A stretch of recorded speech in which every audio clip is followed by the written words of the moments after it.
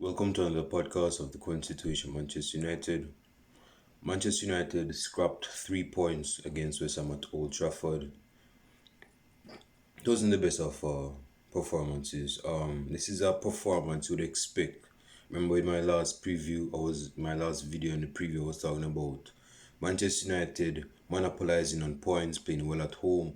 When it comes on to away games, we're like the antithesis of that. Is where we need to blend it up, mix it up, be neutral on the same wavelength as home and away. Not saying that you have to play, enticing, beautiful football away from home, but also just to notifications, just to be more professional away.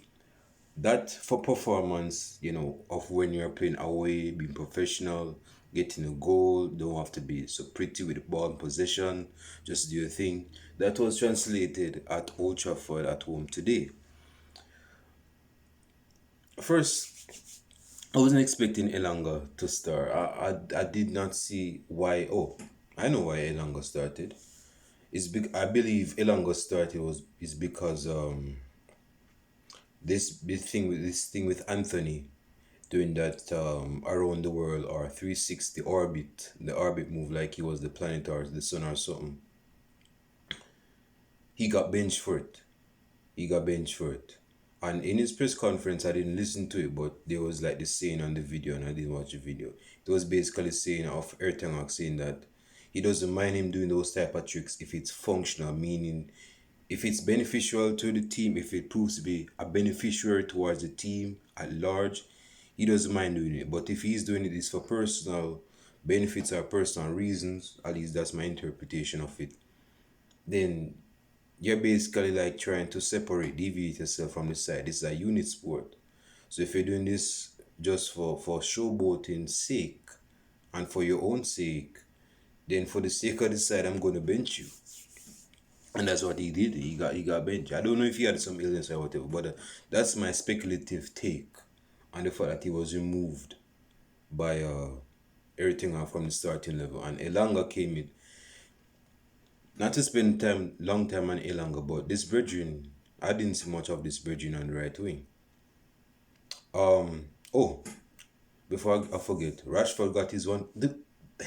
Didn't I say this in my preview? I said this in my preview. I said I'm expecting Rashford to get his 100th goal for Manchester United against West Ham. I did say that. Go on reference. I did say that. I did say I'm expecting this youth to get a goal against West Ham. And voila, it was a beautiful, enticing ball from Christian Eriksen on the inside, right hand side to the far post, and Rashford heads it home. Oh man, that cross was just horny. That ball was just begging for a header. Like it was just begging for it. Like probably begging on its knees for a good header. Is me, pun intended. But yeah, that put Manchester United in front, and as relates to the balance of play, Manchester United wasn't at the best in possession. Like we lost the ball a few times. Bruno Fernandes, man, hey, I know as a number 10 you have to make risky passes, so the striker can get onto it. But sometimes, bro, when you're not doing no risky pass, even you give away the ball there, play a simpler pass, man. You want to gaslight the person that you're passing the ball to by saying, "My youth, to get the ball, man. Come get the ball, man." You want to try gaslight your own teammate by saying, "No, you forget the ball," but you don't want to take responsibility for yourself giving away the ball. Nah, nah. You have to go tweak that up. Yeah, Harry Maguire started and he started as captain and played as captain. It wasn't a bad performance from Harry Maguire, which is quite surprising to say, knowing his reputation. But he had a decent game. Lisandro Martinez was colossal as usual. Casemiro, Casemiro is just, man. That dude is a rock stone from Brazil, man. This dude is just a defensive midfielder that we always craved for. Matic was a different type of defensive midfielder. Not Eric, Herrera. I wouldn't say Herrera was a defensive midfielder, although he was aggressive. But Casemiro has the pace, at least he has speed. He's very aggressive in his tackles and he has body. So what Matic and Herrera and any other player that play defensive midfield lacked, Casemiro has that all in one. It's like he's just the originator package. This brethren is made from Vietnam. He's not a made in China type of product. He has everything. Pace, tenacity. He knows he can pass, he can shoot. And seeing that he's Brazilian, so he can probably do a dribble or two. So this brethren has it all in one package. Isn't me? I'm talking about Casimir, not Fred. Fred can do his thing, but yeah. So anyway, it was a very good not a very good performance, that's a lie. It wasn't the best of performance, but we needed the 3 points either way because we need to mount up in the table. You have Arsenal that bag aside 5-0 today against was it Norwich? No, not Norwich, Nottingham Forest. 5-0, at home. And they're looking to at least win the title for the first time since what? Since 2003 to 2004. So the onus is on us, Manchester United, to try stop that. We are in fifth place, looking to be in fourth place. I believe we have a game in hand. Still, man, we cannot allow Arsenal to just be on the top of the table getting points like that. But no. See, my beef is not with Man City because Man City will run away with the title anyway. My beef is the fact that Manchester United has more of a bigger rival with Arsenal than Manchester City. When Arsenal, not to give you guys a history lesson, although I wasn't around at the time, but Arsenal and Man United have bigger beef and bigger rivalry than Man City. When Man United had we still have rivalry with Arsenal, but when the rivalry started to emerge, Man City was in League 2 or League 3. So they were not about to get Premiership football. If they were about, then probably the beef or the rivalry would have surmounted to that level. But the fact is, we have more of a rivalry with Arsenal than Man City. Yes, Man City started coming about like in the late 2000s, like 2009. Because when money came into their pocket, so they can make proper signings to further the club. But the fact is, I cannot see Arsenal just on top of the league like that. That burns my bones, man. I don't like seeing that. So, we're getting into, we need to really get the points right now. We need to get the goals. And again, congratulations to Marcus Rashford for becoming a centurion for Manchester United. Some persons would have it that, hey, say Martial should have hey, hold on there. Martial came, Rashford was at Manchester United before Rashford, but Martial got not proper football, got first team football before Rashford. Do you know, say Martial is not yet a centurion, Rashford is now a centurion. Rashford start getting games in like March 2016 when we played against that side in the EuroLeague, round of 32 or round of 16, or one of those two. Now this bridging pass of Martial and get the most goals out of the two.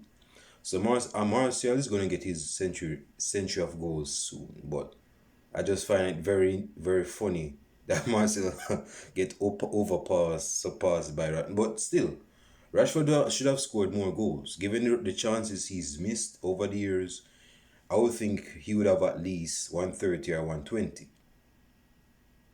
And he has 100 goals right now in our competition for Manchester United. So that's a big ups to Rashford. Ronaldo was non-existent. He almost finished the video without mentioning this brethren. Ronaldo was not at the races at all. This man is like he's frustrated with himself, but he knows this. What I'm about to say, he knows this, but he doesn't want to come to grips with it. He's still in that denial phase. The fact is this, man. His body is willing and the mind is either the mind is willing but the body is not, or the body is willing but the mind is not. It's like he wants to do what he used to be good at in his heyday, or in his prime day. But seeing that he's gotten off age, he's gotten older, he's not in his prime anymore. He still has the instinct to go and attempt it, but to actually do it properly as he used to, it's just not coming out. And that's what's frustrating to no end. We've seen how he is when he doesn't score. I don't need to tell you that. I don't need to paint a picture and show you that. When he doesn't score, man, that gets to him. And because that he has a competitive ego. But the fact is, at his age, he needs to come to the realization that you're not that same Bridget no more. This is not 2007 CR7. This is not even 2011 CR7. You're just not cutting the cake anymore. You can still score goals, I give you that. But you're not as good anymore. So, with that being said, he just needs to come to grips, man. I think he's still living in that I'm the best in the last 20 years history cloud bubble, and it's not bursting. He's still up in them heavens that is in that smoke clouded heaven, and thinking that he's the best player in the last 20 years. Well, it's now 23 years because he said that like 3 years ago or 4 years ago. So yeah, he was non-existent today. But yeah, going back on West Ham actually like pushed us. Like, we gave them space to exploit with their wide men, with their fullbacks. And in that last minute, man, in that last minute I should say, Rice with the David De Gea. Let me say this on David De Gea. I know that I said in my last video podcast that David De Gea is not the same goalkeeper as he was in 2018. But in that game, David De Gea basically showed why he still has it. I was just talking about Cristiano Ronaldo doing things that he wants to do, but either the mind is not willing to do it because he's just past it, or his body is willing to do it, but he's just not doing it. David De Gea, despite him not being the same goalkeeper, can still do the impossible. This Bridging should have at least conceded 3 goals today. And we had, yes, Lisandro Martinez was good, Harry Maguire was decent, but our defense was still shaky. We could have at least conceded at least 3 goals. Rice took a shot from like 25-30 yards. That should have torn off the net. But David De Gea saved it. Big save, saved the day. We could have at least got 1 point today. So we have to be very grateful and congratulate David De Gea for his heroic saves today, man. We could have at least got on by 2, 3, or even 4. Yeah, so it was a very good performance. I'm gonna finish the video. I don't want this video to be long. Leave your comments down below in the comment section. Let me know what's your thoughts on the game. It was a decent game. I was expecting a 3 in the victory, but seeing that I got 3 points, I ain't go really moan and whine about getting 1 goal to get the 3 points. You see me? But comments down below, and of course, show your appreciation by liking this video. And if you dislike this video, show your disappreciation by disliking this video as well. I appreciate you either way. So yeah, that's it. I believe we have a game this week. No, I don't think your league playing this week, is it? I'm not sure, but I might. If it doesn't, then cool. But if it does, then I might do a video. Don't get me quoting on that because I might not do it. But yeah. So anyway, leave your comments down below, like and subscribe to the channel, dislike and subscribe to the channel. Either way, and I'll show you guys in the next video podcast. I'm out.